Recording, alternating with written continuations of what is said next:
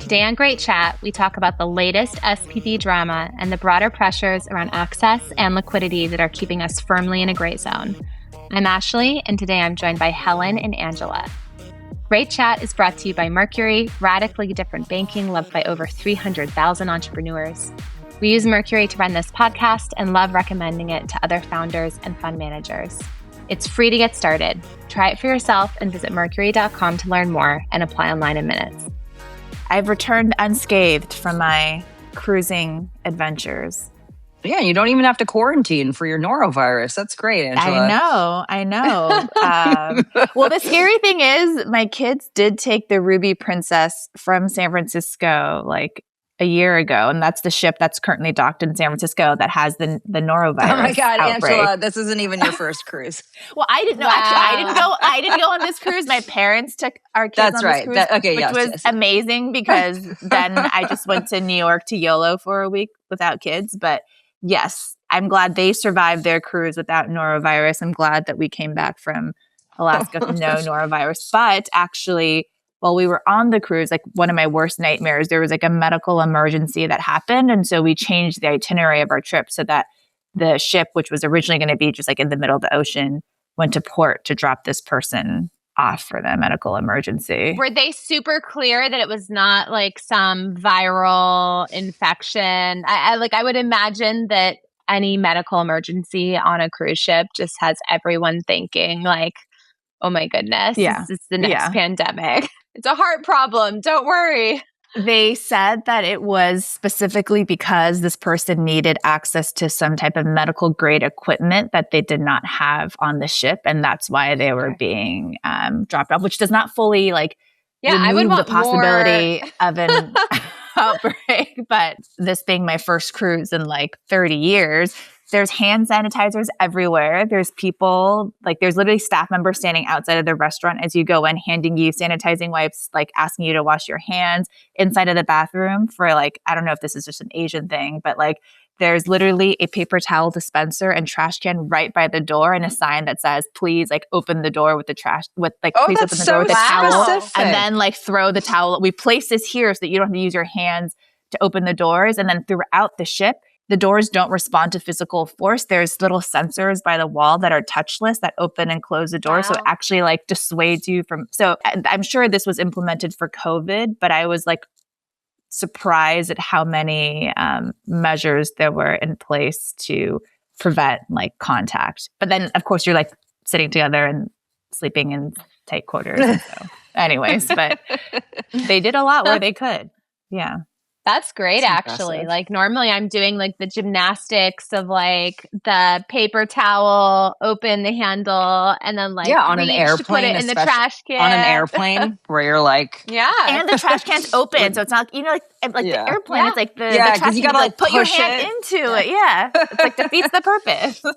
Wow, this is real innovation. How did Starlink perform on the cruise? This may have been an obvious thing for anyone who spent 2 minutes thinking about it, which I didn't, but Starlink needs exposure to the open air. You can't have a Starlink inside of a building. So was Zach just on the deck the whole time? But we had to be on the deck and it's Alaska. So it's raining and it's cold. And so you're literally just huddled there while being rained on so that it worked great when we did it, but you can't be in your stateroom accessing Starlink because you're in the bowels of the ship and there's no connectivity, which is why I couldn't pod, because then we had to be on the deck where they're playing a movie and there's character, if there's a Mickey Mouse in the background. That would have been fun though, Angela. I feel that would have been a level of spectacle to rival Taylor Swift's wedding and maybe would have been an appropriate theme for that week. How many steps away from a wedding in Madison Square Garden do you think a wedding on a cruise ship is? In some ways, a cruise ship is is more like respectful because you're just not shutting down like, the streets nearby and you're. Were you impacted? Were you impacted by Oh the my God, wedding as a New I never Yorker? go to Midtown unless I have to. So I was not remotely. I was over in Brooklyn just trying to stay cool because, of course, that day was like 100 degrees or 104 degrees. We were having an insane heat wave. And it was funny because obviously that's not Taylor Swift's fault. But like some of the online commentary was like, I heard she has ice sculptures at her wedding and it's 103 degrees out. And it was like kind of They're trying to make it like an environmental. Oh gosh. I don't think we can blame Taylor Swift for the ice sculptures, or I'm sure Madison Square Garden required quite a lot of AC to keep everything nice and cool in the midst of that heat wave. But no, I was not remotely affected by her nuptials. But now I can't stop thinking about if Taylor Swift had her wedding on a cruise ship. Like in some ways, that's like total privacy because you're like out in the middle, like no, like she should have. But she actually should there would have be done like that. lots of boats circling, right? Like the like paparazzi, helicopters. But you'd be sharks. inside. You'd be inside. So like you should have been her wedding planner, Ashley. That would have been like an amazing. They can still do that for like the 5 other weddings they can have. People do like their, SF wedding and their New York wedding reception. They can do their Madison Square Garden wedding and then like a cruise ship reception, or like the Ambanis had like a month of celebrations. They can do the crypto.com arena wedding and then they can do like I'm just kidding. Normally I would say like the cruise ship vibes aren't like romantic enough, but MSG is a very low bar. So if they could make that into an enchanted garden, I'm sure they could. What a year for MSG with the Knicks and this what a Swift wedding. season. What like a the year. past month. I did see a lot of people on the internet like upset that she didn't invite her like fans to the wedding. And I was like, I don't know, guys. That feels like it could be a weird mix, like all the celebrities and then the Swifties. So they'll get the documentary version. No, that's the cruise. It'll be the fans, Taylor and Travis on a cruise. Normally I'd say that's too tacky, but I feel like they like leaned into the tacky with this wedding. So my joke was like, this is like if you asked like, my nephew in the 2000s, like what his dream wedding would be. It would be like Madison Square Garden filled with NFL players and Adam Sandler officiating. I'm like, what? Like these details are crazy.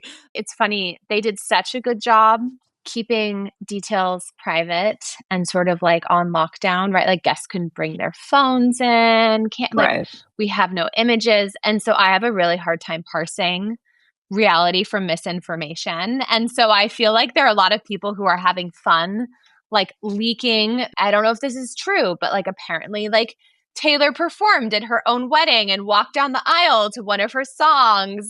Yeah. And those things may be true or they may be absolutely false, but I feel like people are getting to, in a vacuum, people are getting to construct their own narrative of the wedding. And so I am curious when she will, sort of set the record straight. Can I just say that the wedding, I think, was happening at the same time as the Argentina Cape Verde game, and the World Cup has made us all fans of Cape Verde. So yeah, that's why I felt like I wasn't following the wedding at all.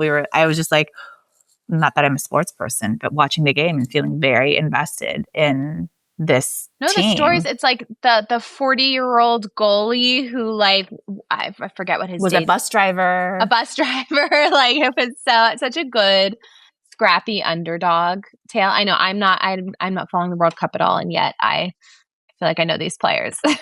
Well, okay, back in tech land, Fable is back.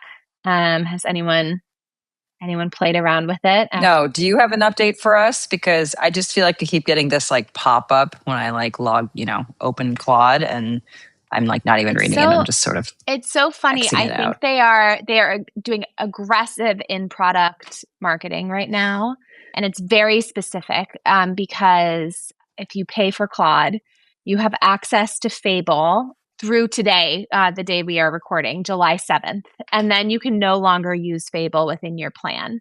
and you will have to like pay for it separately, which doesn't feel like a good long-term solution, but I think it like consumes a lot more tokens. And I looked last night because I had been playing around with Fable quite a bit yesterday and some more today. And I was like, what am I doing to my to my usage limits? They have it gated, so you can only spend up to like 50% of your weekly limits on Fable. So they've made sure that no one's going to be like, oh my gosh, I ran through my entire Claude token allotment, doing a few, projects with Fable. But it feels like kind of a weird marketing motion where they like want you to use it so you see how good it is before they take it away and charge you more for it. Helen, I don't know what you think about this as a marketer, but I'm like, I don't know. Like, yeah, give me a taste of a better model. And I pay. Weird. You're like comms rule of assume people are smart. Mine is assume people do not have the patience for you. That is a crazy annoying. Just when it comes to like user experience, sort of like if it's a marketing thing, it's like, no, they will be upset by the bitterness of just that experience more than clamoring for it. And last night, my husband and I were chatting, and he's like, well, if Fable's that much better, you should just cancel. I paid $200 a month for Claude. He's like, you should just cancel your plan and like, spend that amount on Fable. And I was like, it's just so weird. Like this, I feel like this could backfire for Anthropic, like the weird way they're setting this up. If I, as like a loyal subscription customer, get a taste of this model and it's so much better, and then I'm using it today, and tomorrow you take it away from me. Well, two questions. One, since you tried it, because I don't think I even have, what is the difference? What did you experience? And then second, what do you mean you have to cancel your current plan to get on Fable? Isn't it just like a model upgrade? I don't think that they have made that path clear yet. I think I would have to upgrade to a different plan. Whatever Claude plan I'm on will not include access to Fable. I think you can either pay for Fable on a usage basis, or there will be like higher tiers of Claude that you can pay for. The interesting thing is OpenAI is almost certainly going to be unveiling better like ChatGPT models. There's going to be pricing pressure. So I'm kind of the mind of just see where this all lands. I don't know that I used Fable in the most optimal ways, but I would say for the projects that I did give it, it was 50% better than Opus. Oh, wow. And so it's going to feel a little painful going back. But it wasn't so mind-blowing that I'm like, oh my gosh, I need to drop everything and spend all of my management fees on Fable. So we'll see where it lands. Not to take this in a different direction about a topic that I've only read very superficially, but That's what this pod is for, Angela. I was reading some headlines today about Alex Karp of Palantir sort of railing against the model companies like Anthropic and OpenAI, being like, you guys are spending all this money on things that actually don't actually add value to your life, and you're just letting these models train on your company data. And so I'm curious, as an individual user, do you feel like you are getting value from your $200? Is it can you actually measure a net improvement in ROI, or is it more so table stakes and you want to just understand how to use this technology that you're willing to pay that fee? Yeah, I have a lot of low hanging fruit workflows that I've automated. And as someone who is the only full-time employee of my fund, that's very valuable if I can have as much sort of admin or lower level work delegated to Claude. So yeah, I think I'm getting the value, and I think I also have a lot more time and creativity to invest to really maximize it. I think I'm doing a lot of baseline stuff, and then the stuff where it's also awesome is just still the very basic research. Help me understand this category, or this, even for today's pod, doing some research for our main topic. So yeah, I feel like I'm getting that value when I compare it to how much I'd have to pay a human to do these things. It's an incredible deal. There is no human I could pay $200 a month to do the things that Claude is doing. But has it like completely changed my business and made me way more competitive somehow? No, not yet. But I feel like that's both on me and maybe we're just not at quite that phase of the technology. Yeah. So my thoughts on AI is I feel like we're now in the diminishing returns phase where like iPhone has like been in my mind for the last like 4 or 5 iPhone releases because I think for most early adopters, they've integrated into their workflows. It was mind blowing. And now it's like incremental, which is why, Ashley, I mean, clearly I didn't try Fable. You saying 50% improvement, that's pretty significant. I will definitely give that a spin. Well, do it soon, Helen, because today's the last day. But everything is like marginal. Like it's sort of like, okay, I guess it was a little smarter than the last thing. But like to me, value is accruing at the workflow level, not at the model level where it's integrated into everything that I use and it can anticipate, like what I need next. And that's definitely more like in the workflow camp than in the like model camp. So I don't know. I think that we're entering like a new phase which is why like, yeah, I'm willing to be wrong, but this Fable discourse is interesting because I'm like, oh, I thought we were already moving on to like whoever has like the deepest integration and can get really smart about how enterprises and I say enterprises because I think ultimately it'll just touch the most people. Like it'll just have like the widest amount of impact. We're sort of like in that phase, but maybe not. Maybe we're still exciting. We're still competing at the model level. And I guess like, again, cynical take and maybe a wrong one, but like I pay for Gemini Pro. And so, since everything is on Google, like my assumption that things will just work better since all of my sort of like life, personal life and fund life and everything like is Google based. Getting Gemini to just sort of like embed deeper has been really helpful. And then, I still use other things for like I use Town, the app layer. And then, yeah, I use Claude heavily just for like general search, which is interesting. I'll reflect on that. Yeah. But I pay OpenAI too, but that's like my personal. I know. I was just thinking as you were talking a year ago, we were like trying to convince you to try Claude because you were like you're a ChatGPT loyalist. So, this pod is following the arc of our own AI adoption. I mean, in a year, we'll be using the open source models. Like, that's right. It's going to be so fun. It is interesting. I feel like that's my only takeaway having come back from like a week of isolation in the Alaskan wilderness aboard a cruise ship trying not to get norovirus while huddled over my Starlink is that the vibe shift seems to have been like just discourse around how much people are going to be willing to pay for frontier models and like the rise of open source, even though like this dynamic has always existed, but it feels like that's been a lot bigger. Like the number of like research notes in my inbox that are like, the All In podcast talks about like open, like it's interesting to see having stepped away, but it also, the world feels so bifurcated. Like there's a camp of people that have like, we've just fully lost to AI and they're seeing like increasing returns, I think. And that's probably more on the codex side than like the chat side, I would say, in terms of like where they're driving additional value. And then a whole host of people that are just like being left behind. And it reminds me of that tweet that we talked about on post on X tweet. I don't know what we're calling it these days. SpaceXX. SpaceX, the SpaceXX that we talked about. If you're in SF, you're, whatever months ahead. And oh yeah, you're like 3 to 6 months ahead of San Francisco, which is 6 months ahead of New York, which is 6 to 12 months ahead of the world. Like, yeah. I was at a wedding in Pittsburgh, like a suburb of Pittsburgh, like an hour outside of downtown. So we're kind of like in the farmlands. And I was talking to one of the guests there and they were like, oh, I've always wanted to visit SF because of the trolleys. And I was like, yeah. And like, if you like transportation, like Waymos. And they're like, what's a Waymo? And I was like, wow. Amazing. I thought you were going to be like, if you like transportation, you'll love Fable.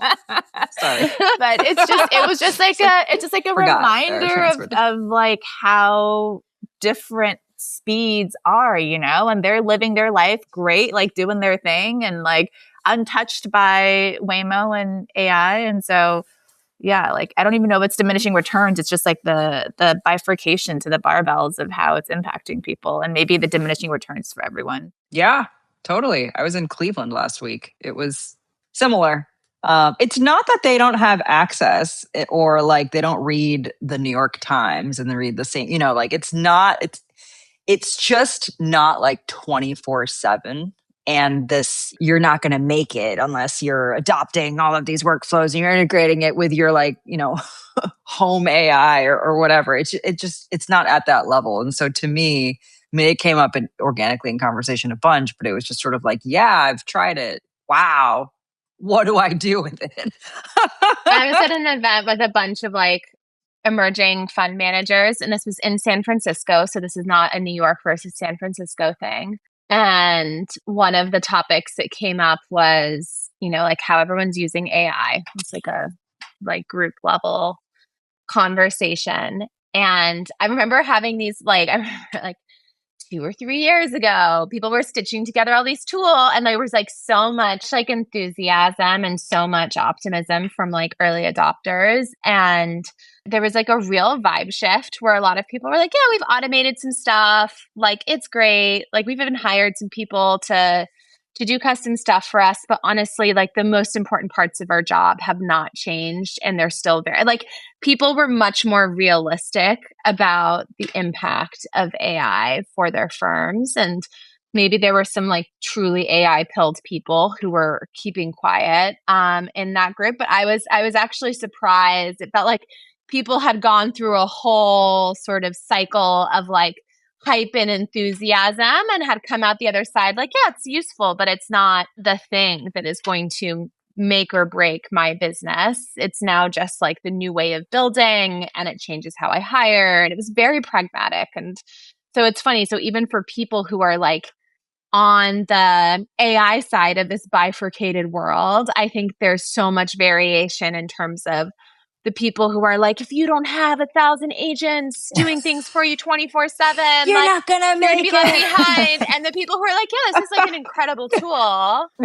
but the important parts of what I do are not tied to directly correlated with my AI use. And so I think the whole spectrum is fascinating. I would say it's wider than ever. The dispersion is greater. And yeah, I don't have any, the closest thing I have to compare this to is if just on a consumer level, I worked at Facebook kind of early. And I remember one time I was visiting my cousin and he was like, I'm not on Facebook and I don't think I ever will be. No offense. And I'm like, it's okay. We just passed 100 million users. We don't need you, But eventually he got on it, right? Just my point is sort of we're not even there yet.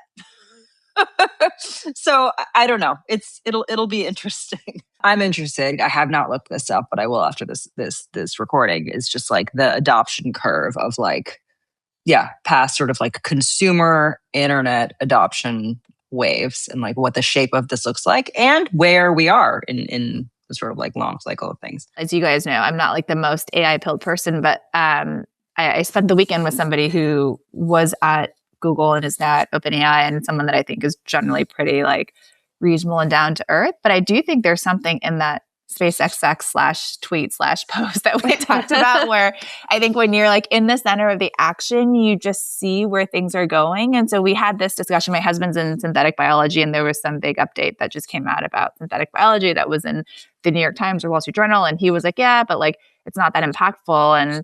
And this person was like, yeah, but people just consistently underestimate the exponential increase of capabilities. And it's the same thing that Dario said when he spoke at the Morgan Stanley conference, which is if you look at a chessboard and you start with one piece and you double every square, the exponentiality when you get to the second half of that chessboard is so much more than what you see in the first half. And so I just also do think that that's driving a big divide where it's just hard for people not in the labs to appreciate the first derivative, the rate of change and what's happening and how that applies. But I mean, we could also debate whether that's even a goal. What does that help us achieve collectively as a people? Just to amass capital by investing in these companies, which will bring us to our main topic of the day. Our main topic is actually one that we've talked about before, but it feels like it just keeps coming up as like a source of drama, which is SPVs, but more broadly, just questions around access and liquidity in this crazy, crazy moment we're in where so much value is concentrated in so few companies. Access is, sort of limited to, frankly, like a smaller group of funds and people, which is part of what's driving the insane interest in growth in SPVs and maybe some like gray area behavior. And the recent dramatic event that kicked this off, which I think we were kind of watching unfold in real time on Twitter/SpaceXX, was USVC, which is it officially like Angel List's like fund that holds all the best? I know it's Angel List affiliated, but I don't want to like miscategorize it. But it's essentially like a way for anyone to invest even just like $500 into this fund that has a portfolio of like top logos. Yeah, it's an index fund. It's a private market index fund of like hot companies that and it's run by this guy Encore Nagpal, who has been. I think it just launched a couple months ago, and he's been sort of hyping it. And it's the idea is like for people who can't get access to Anthropic or OpenAI or Anduril or Ramp or some of these like very sexy late stage private companies, this is a way that you can buy in. So anyways, the latest logo that he was promoting in their portfolio was Anduril. And for anyone who has followed SPV discourse, one of Anduril's co-founders, Matt Graham, is like very anti SPV, and especially SPV access that is not sort of endorsed or known by founders. So, one of the big challenges in this moment is there are a lot of SPVs that are like layered on top of other SPVs, and there's a lot of opacity around fees and carry. And is there actually even real access to the underlying asset? And so, of course, as soon as Encore tweeted out, "Oh, like our latest holding is Anduril," Matt was there, and he was like, "Don't lie. No, it's not. Like you don't have access." And so then I think there was some back channeling and some digging, and it came out that part of how there was access was through an SPV that Packy McCormick, a fund manager, a firm called Not Boring Capital,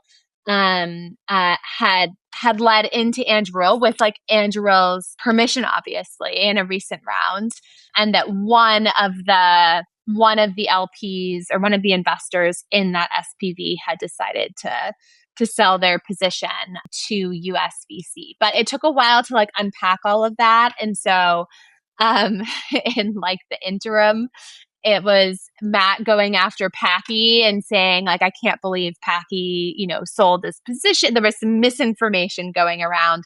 The whole thing was very messy. Eventually, Packy chimed in and sort of explained what had happened. And it seems like the crux of it was that USVC had said that they had Anduril's permission to do this, but they actually did not. And Packy didn't like double check that. And so that was like a source of a lot of the tension. But anyways, so kind of a really fun eating some popcorn Twitter moment, watching this all unfold in real time, but also just another really good example of why this like gray area is really tricky. And like there are so many different stakeholders. There's obviously the founders and the companies who care deeply about their brands. And Matt did not like how this was being represented as part of the USVC portfolio. There are the fund managers who are trying to create liquidity opportunities for their LPs, but also maintain good relationships and access to these like top founders and top companies. There are LPs who want liquidity, and there are very few like real liquidity options these days. And then there are some of these like newer players that are trying to create ways around the access problem, which I would put USVC in, where like, how do you open up access to like top tier private companies to a broader set of people. And they're having to do some like kind of wonky things to get it, right? Like they're saying, oh, Anduril's in our portfolio, but it's like through, you know, an SPV, or Robinhood has a different structure for offering people access to private companies. We've seen that backfire as well from some of the founders speaking out. So anyways, we figured this was like a great opportunity to sort of like peel the onion a little bit and look at the state of SPVs, but then access and liquidity more broadly. But maybe before we do that, I want to hear what you guys think, like in terms of who actually did something wrong here. Like, could this have been avoided? How do we want to weigh in on this particular crisis moment? The brand of SPVs is bad. And I think that it's going to take a combination of the large platforms like AngelList and others that have SPVs, that offer SPVs as a product and service, plus legislation, plus just like general market education to improve the perception of SPVs. But I think for a lot of people, when they hear SPV, they just go, ugh. And, you know, and I've said before, it's a vehicle. Like you can't have strong feelings about like just a vehicle that just transfers one thing to another.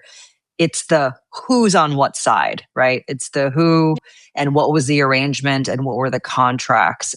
So to me, again, SPVs are just a vehicle, and it's just really what we're talking about is like the information flow, whether there was bi-directional transparency, like what the incentives are. So like the management fees and the carry that the person who's leading the SPV has on that SPV. And so it's all of those things. And like, I don't have a ton of optimism that it's going to get better, because I think that there is like sort of people have very different ideas about the access point. It's like, I think people who are in the venture community and have been exposed to this asset class, and it's not like they all believe one thing. Like I think some of them are like, yeah, the lack of access is a feature, not a bug.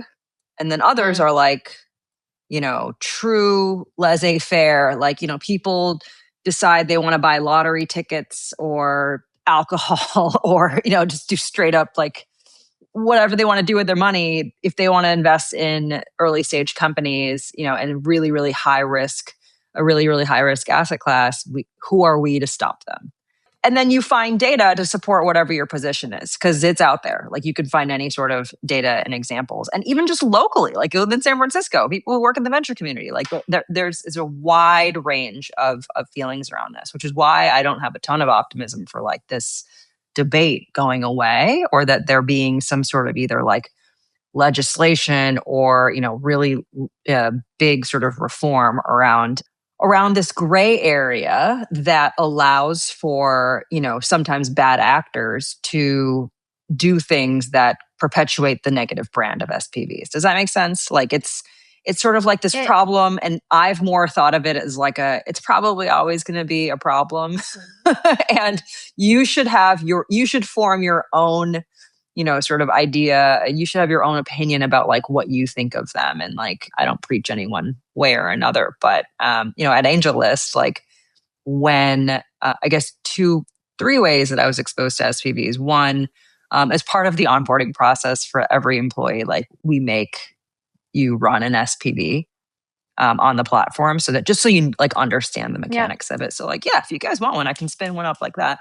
The second, I think in part of building my track record as a fund manager, I partnered up with some other heads of marketing, and we ran a syndicate, which meant that we basically recruited LPs who were also CMOs, and we like made some investments in companies as like a sort of like a bunch of CMOs on the cap table, and that was super fun. And like my first experience sort of like managing, you know, LPs and outside capital, and so I led a syndicate, which is, you know, a series of SPVs. And then the last part is like I ran marketing and comms, and sometimes if something went wrong, I would get a heads up, this might turn into a thing. Thank you for giving me the heads up. And so like, you know, I've seen some stuff, and I think that the thing that all of the SPVs gone wrong have in common is there isn't an alignment of incentives. So, like, you have a person leading an SPV who has something to gain, like whether or not the SPV goes to zero, right? So, like, maybe a very typical would be like a 2 and 20 or a 2 and 10 or a 1 and 10. I've seen different combinations. Those are all like within the realm of normal, but like it would be something crazy where maybe if it's a hot company like Anduril or Anthropic, right? Like we were learning about a lot of these like 4 and 40s and things like that. So it's like totally, and like crazy like upfront fees. Right. So it's like situations where there wasn't aligned incentives or the SPV leader didn't have skin in the game.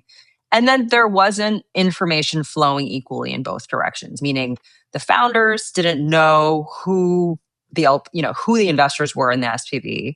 Therefore, they're not going to get information. It's going to be this game of telephone. So the investors in the SPV are like getting information that's like been, like literally a game of telephone like 5 times. It's not directly from the company. And then similarly, like I think the LPs don't know that the founder like has no idea that this is going on, right? Like, so it's just sort of like if there's transparency on both sides, there usually isn't a problem. And if the manager of the SPV has skin in the game, like they have their own GP commitment, there usually isn't a problem. And I think this is the majority of cases of SPVs, which is why it's like sort of unfair that they get such a bad rap. But it's those other cases, and especially during frothy times like these, where there are these hot companies that people want to buy into, right? Where like, you've got people sort of taking advantage of the system because it's a free market and they can, that's what they would say. This is why this incident, Helen, is so ironic, because AngelList is one of the brands most like deeply, I would say they're the most deeply associated with like SPVs, at least in Silicon Valley and beyond. And USVC is an AngelList affiliated vehicle. And you would think that they would be incentivized to practice like the best hygiene around, okay, maybe like there isn't a legal obligation to do X, but we benefit by the brand of SPVs being more credible, Agree. not less. Synonymous almost. And so like as a former comms person and participant in this ecosystem, I was like, this was all so obvious. Like I can understand Packy's position if he thought that like USVC had cleared it with Anduril, like then great. Because Packy knew as well as anyone else that like Matt Grimm is on the warpath against like unsanctioned SPVs. But like AngelList also knows that. Yeah. And so that means there are really only 2 options. One, they're just being really sloppy and didn't think through what might happen when they like announce the newest logo in their portfolio. Or 2, this was like rage baiting, which is a very good way to get attention. And of course, here we are all talking about this, but also is like very damaging to the brand of SPVs from a vehicle that's associated with one of the brands most associated with the brand of SPVs. And so that's where I want to like rip my hair out and be like, come on, guys, like set the standard for, don't make us legislate to have more sort of transparency and rules here, although maybe that's something we can talk about, like what are the options, lead by example. So that's why this was like such a crazy situation. I mean, it's been 5 years since I've been at AngelList, actually. Yeah, maybe a little less than that. But and so I can't say that I know anything about the go-to-market strategy or the sort of like current state of things, but I do know from my experience that they were very aware of the sort of damage done to the AngelList brand because of a lot of these SPVs gone wrong over the last 10 years before that. And so very, very conscious effort, very thoughtful about how they want to, create policies going forward to make sure that like that sort of legacy stuff doesn't perpetuate. And so my read on this, just as a former, again, have no affiliation with AngelList the last 4 or 5 years, is just, I think this was a mistake. because I know that they are very Yeah. obsessed with sort of like making, and they are aware that they are like almost synonymous with SPVs. And a sign of the times, right? Sign of the times for so many things. But also, like, I'm going to tie it back to another thing that we talk about. I think that AngelList, like many, they are not alone. Many Silicon Valley companies, they are in founder mode. They don't like marketing. They don't like comms. Like, I don't think that, This didn't go I was through there like first. a lengthy. I don't think that those people exist, right? And so I think there's just this sort of error will happen, and it does happen across the board at these companies that like don't have the bureaucracy of the head of comms, or like somebody who's like checking about like is this. What could go wrong here? The tyranny or of like, marketing. Do we have a plan? Helen, that's Claude. Isn't that Claude? Now they ran it through Claude. Yeah. So maybe Claude just Fable got pipped, will rise guys. to the occasion. That's right. Where Claude could not break through, where a human person cannot break through. I have empathy on both sides too. It's like I feel for the founders and the companies that like don't want random people owning pieces of their business that they don't even know about, and also want to keep things like fair and uniform across like a population of current and former employees or investors, etc. But also like companies are waiting so long to go public. So many people have so much of their personal wealth tied up in the private markets with like no super clear path to when that will change. I was looking at I asked Fable like what are some of like the potential like regulatory paths that could be taken, and Fable listed a bunch, and there was one that I actually like I had a hard time arguing against, which is just more like disclosure for any SPV in terms of like what are the fees, how many layers are there. I think anyone investing into an SPV has a right to know what are the terms of that SPV. Is that SPV directly into like directly on the company's cap table, or are there two SPVs below it?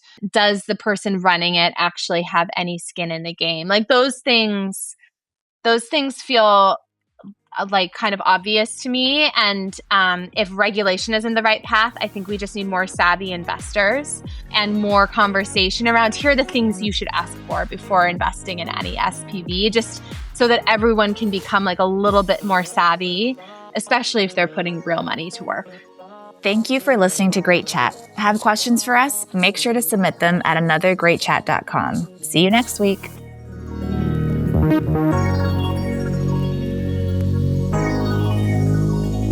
Thank you.